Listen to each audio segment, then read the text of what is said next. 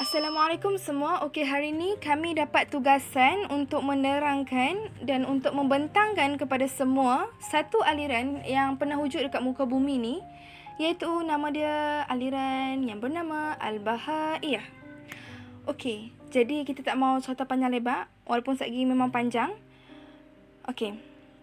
Asal dia bukan Al-Bahaiyah lagi. Asal dia adalah, nama grup ni adalah Al-Babiyah. Al-Babiyah. Okey, Al-Babiyah ni, macam mana munculnya nama Al-Babiyah ni, macam mana boleh fikir nak letak nama Al-Babiyah ni, sebab nama kumpulan mereka, nama ketua mereka yang memimpin waktu tu, nama dia Al-Bab. Jadi sebabkan nama Al-Bab, grup tu nama Al-Babiyah. Okey, bila Al-Bab ni mati, okey, Al-Bab ni dikenali sebagai Mirza Ali Muhammad juga tau. Okey, bila Al-Bab ni mati, mereka melantik Al-Baha untuk jadi khalifah untuk nak pimpin mereka punya grup ni yang bernama Al-Babiyah ni. Jadi sebabkan nama Al-Baha ni lah, kumpulan mereka bertukar jadi Al-Bahaiyah. Faham? Okey, grup ni, kumpulan ni, mereka ni pandai-pandai mereka je tambah, mereka buang apa yang ada dekat pegangan mereka. Mereka buang, mereka tambah ikut hawa nafsu mereka sendiri. Jadi sekarang baru kita nak cerita panjang lebar. Yang tadi tu umum je. Okey, jadi macam mana asal dia grup ni nama Al-Babiyah boleh bertukar jadi Al-Bahaiyah, macam mana? Okey, first kali kumpulan ni, aliran Al-Babiyah ni, dia muncul dekat Iran. Negara Iran yang dipegang oleh Mirza Ali Muhammad yang dikenali sebagai Al-Bab. Okey, Mirza Ali Muhammad yang dikenali sebagai Al-Bab ni, dia lahir dekat Shiraz pada tahun 1819 Masihi.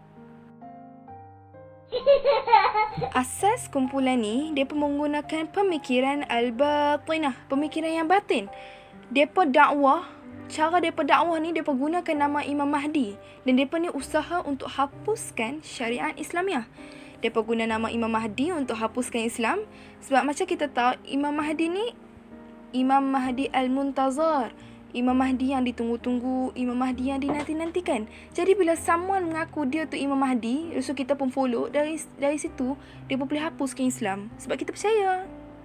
Jadi sebab itulah dia gelarkan diri dia, iaitu Mirza Ali Muhammad ni, dengan gelaran Al-Bab. Apa maksud Al-Bab? Al-Bab tu adalah yang menyampaikan dasar-dasar Syiah daripada Al-Mahdi, daripada Imam Al-Mahdi. Dan daripada situ dia penamakan kumpulan ni dengan nama Al-Babiyah. Okey gang, jadi apa yang Mirza Ali Muhammad ni buat? First kali dia dakwa, dia mengaku diri dia tu jadi Imam Mahdi yang ditunggu-tunggu, Imam Mahdi Al-Muntazar. Kemudian dia dakwa diri dia dan mengaku diri dia tu dia adalah Nabi dan Rasul. Yang ketiga, dia dakwa diri dia yang Allah bagi kitab dekat dia, iaitu kitab yang bernama Al-Bayan, yang mana dia dapat memansuhkan kitab Taurat, Injil dan Al-Quran. Yang keempat, dia mengaku diri dia jadi Nabi Isa, geng. Yang kelima, sampai ke tahap 5 ni, ya Allah, dia mengaku diri dia sebagai Tuhan. Jadi, bila dia mengaku diri dia dengan 5 benda ni, yang bukan betul pun, jadi apa yang kerajaan Iran buat pada waktu tu? Kerajaan Iran penjarakan dia, seksa dia dan bunuh dia. Tiga-tiga benda yang kerajaan Iran buat ni mengikut fatwa ulama pada tahun 1850 Masihi.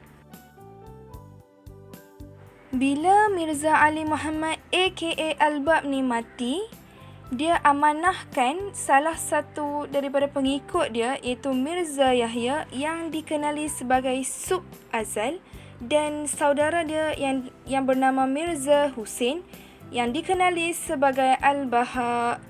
Okay, dia start daripada Mirza Hussein ni lah jadi dia Al-Bahaiyah. Okay, jadi bila Mirza Ali Muhammad aka Al-Bab ni meninggal dunia, mati, Mirza Yahya dengan Mirza Hussein ni, mereka dibuang negeri ke Baghdad. Lepas tu dia kena buang pula pergi dekat Konstantinopel, dekat Turki. Lepas tu yang terakhir kena lempar api dekat mana? Adrona.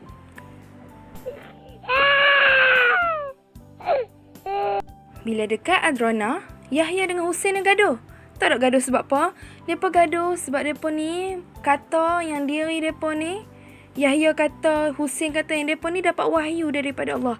Dapat kitab yang mana kitab yang membenarkan dakwaan mereka dan mendustakan dakwaan saudara mereka.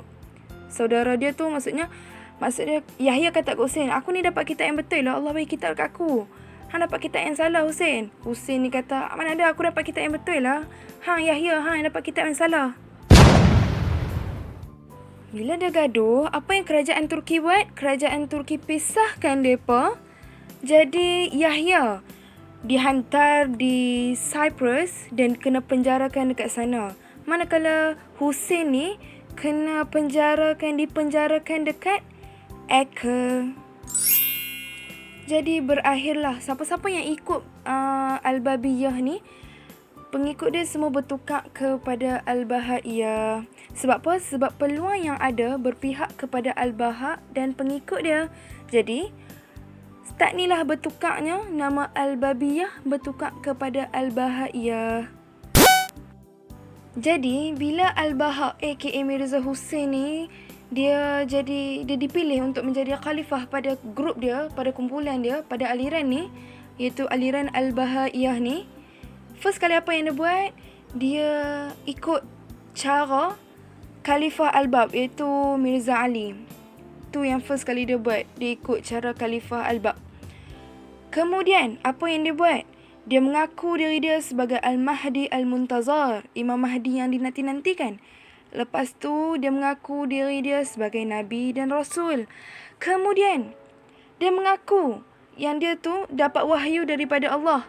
Dapat kitab yang bernama Al-Aqdas, yang mana kitab ni dapat memansuhkan kitab sebelum-sebelum ni. Selepas itu, dia mengaku diri dia sebagai Tuhan.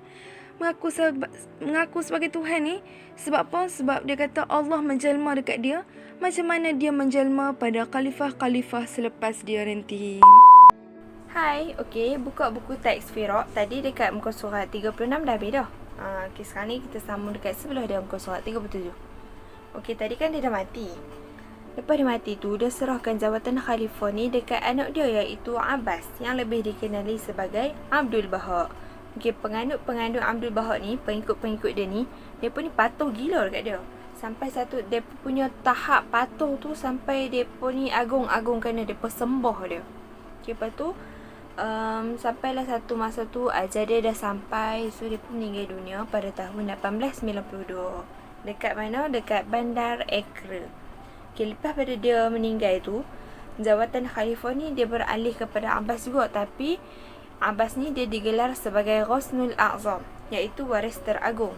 Okay, lepas tu dia pergi Mesir. Dia pergi Mesir ni dia mengasas Da'iyah Bahaiyah pada tahun 1892. Okey, tahun yang sama dengan Abbas tadi tu meninggal. Okey, lepas tu pengikut-pengikut Bahaiyah ni depa percaya dengan perubahan akidah tu. Perubahan yang mana?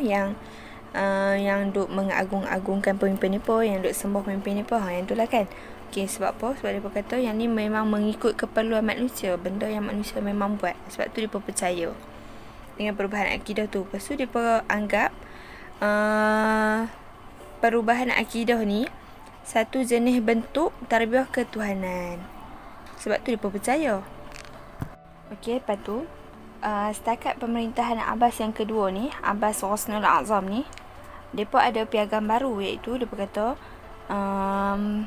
agama Bahai ni agama yang tersendiri, yang ada kitab-kitab tersendiri. Macam yang pengikut-pengikut dia kata agama terdahulu ni semua sama je tujuan dia, iaitu berkait antara satu sama lain, kecuali hukum dan ajaran tu lain.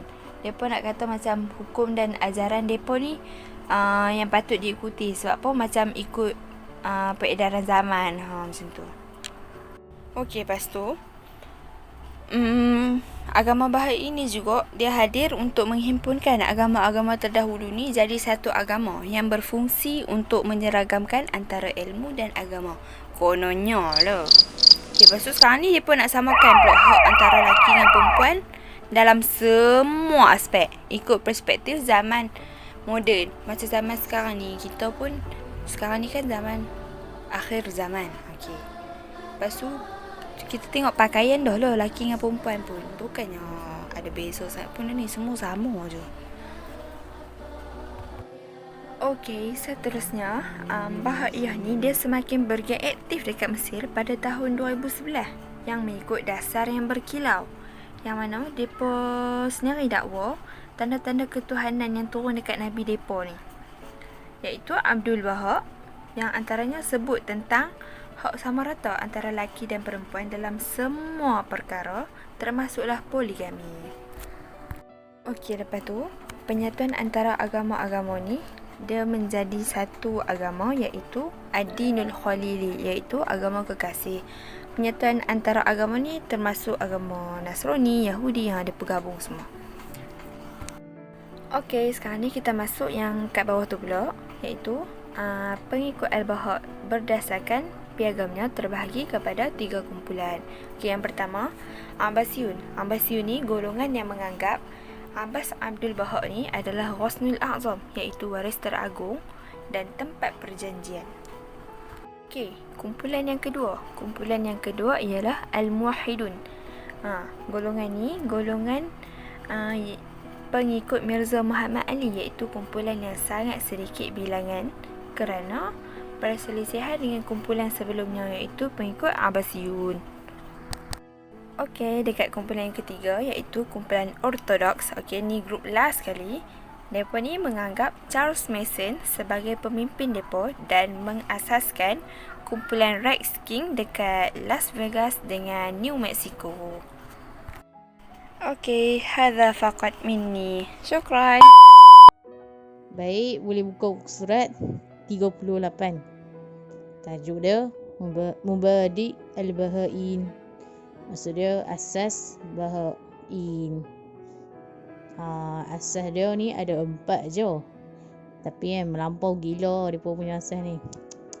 Okay, nak tahu apa dia punya asas Baha'in ni? Jom kita dengar. Ada 4 tau. Yang pertama ialah Inna lil wahyi ta'wila samiyah wa mafahim khufyata la yajliha illa rabbaha ayyul baha. Maksud dia macam ni. Kan wahyu ni merupakan tafsir yang sangat tinggi dan memerlukan kefahaman yang tinggi juga. Yang kefahaman dia tersembunyi dan kita tak ada siapa yang boleh tahu. Tak ada siapa yang boleh capai tafsiran wahyu ni kecuali Tuhan wahyu ni, iaitu Bahaq. Dia pun nak kata yang Bahaq ni saja yang boleh tahu apa yang tersirat dalam wahyu, tersirat wahyu, iaitu Quran kan. Kiranya kan dia pun kata yang Bahaq ni lah Allah. Allah tu yang Bahaq. Maksudnya dia pun anggap Bahaq tu ialah Tuhan. So kan dia pun telah menukarkan ayat Al-Quran tu mengikut hawa nafsu depa. Okey, kita tengok contoh. Contoh first dia Al-Qiyamat wal Ba'su wal Hashr, Zuhurul Baha'i bil Amri. Nak kata yang kiamat ni hari kebangkitan dengan Hashr ni kinayah, iaitu merupakan ungkapan untuk kemunculannya Bahaq pada masa tu. Contoh yang kedua pula, dia berkata syurga ni Al-Jannah ad-duhul fi dinihi. Syurga ni merupakan kinayah untuk orang yang masuk agama Bahaq. Kiranya kalau orang tu dikafir dengan Bahaq ni, tengok poin contoh ketiga, an-naru al-kufru bihi. Maksud dia neraka ni ialah kiasan untuk orang yang kafir kepada Bahaq. Okey, lepas tu contoh yang keempat pula, al-yaumul akhir yaumu zuhuruhu. Hari akhirat ni hari kemunculan dia juga. Wasu liqa illahi liqa'uhu. Dan masa nak bertemu Allah tu merupakan bertemu dengan Bahaq tu. Aduh. Okey, lepas tu yang lagi dua, wa nufihu fis-sur al-jahri bid-da'wah. Nak kata yang tiupan sangkakala ni sebagai berdakwah secara terang-terang. Wasu'iqa as-samawati wal ard nasahu adyan bidinihi. Maksudnya masa berlaku goncangan langit dan bumi, ia merupakan kinayah untuk terbatalnya agama lain dengan adanya agama al-Baha'. Kena nak kata macam Baha' ni, mereka anggap Baha' ni Tuhan mereka. So mereka macam pergi ubah ayat Quran tu macam lebih pada Baha' tu dia Tuhan. Nak kata Allah tu Baha'. Tapi sebenarnya mana ada. Lepas tu belagak pula dah kan. InsyaAllah Fala nak jadi. Okay, lepas tu kita pergi ke asas yang kedua pula. Yang kedua pula ialah Al-Qawlu bimauti Isa soliban wa adama udatahu binafsihi wa innama tahalla ruhahu fi ghairi ayyil baha au khalifatahu. Maksud dia kan Nabi dia berkata macam ni, Nabi Isa kan mati kena salib kan, mati sebabkan salib.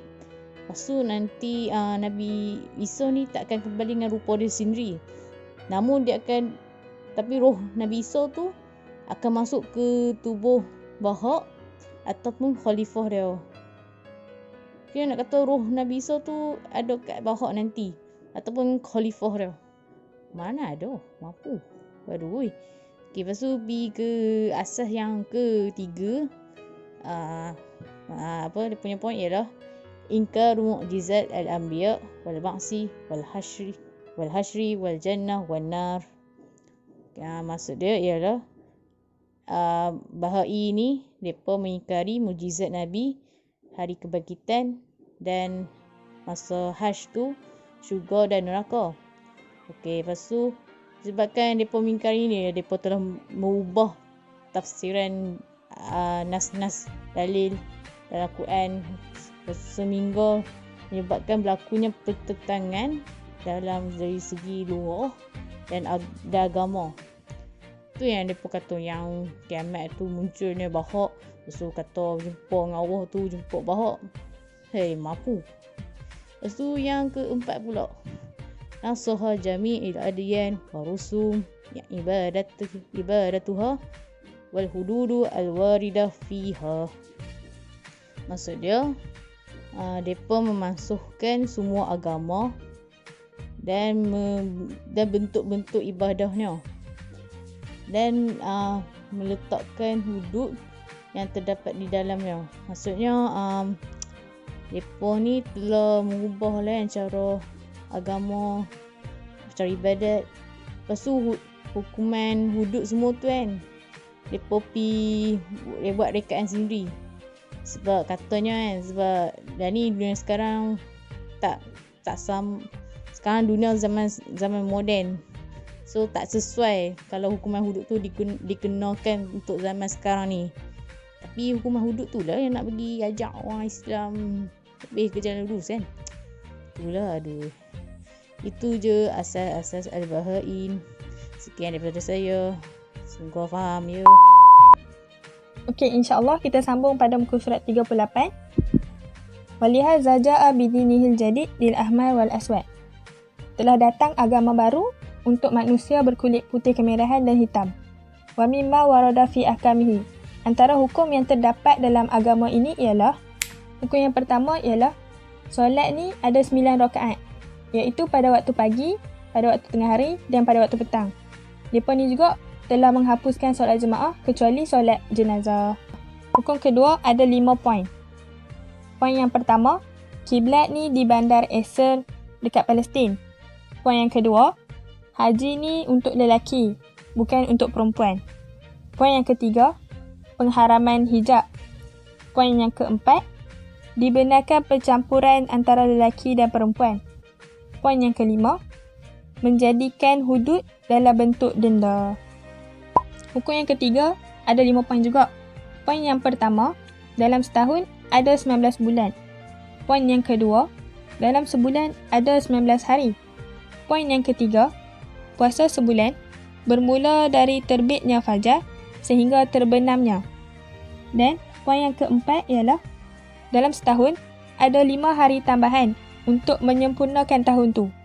5 hari tu ialah hari-hari kebebasan bagi penganut agama ni. Dan poin yang kelima, hari raya mereka ialah hari Nairuz.